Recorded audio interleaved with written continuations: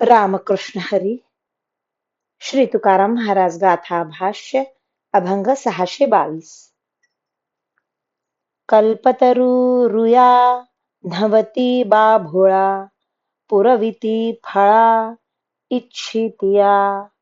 उदंडत्या गाई म्हैसी आणि शेळ्या, परी त्या निराळ्या कामधेनू.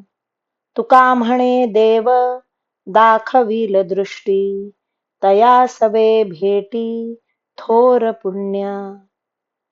रुई, बाभूळ इत्यादी झाडे कल्पवृक्ष कधीच होत नाहीत, कारण ते ज्याची इच्छा केली ते फळ देतात काय.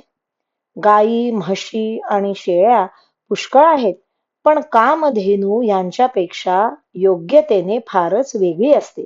तुकाराम महाराज म्हणतात, याप्रमाणे जगात सामान्य माणसे पुष्कळ दिसत असली तरी जे आपल्याला देवाचे आत्मत्वाने प्रत्यक्ष ज्ञान करून देतात, अशा संतांची भेट होण्याकरिता फार मोठे पुण्य लागते. रामकृष्ण हरी. श्री कृष्णार्पणमस्तु.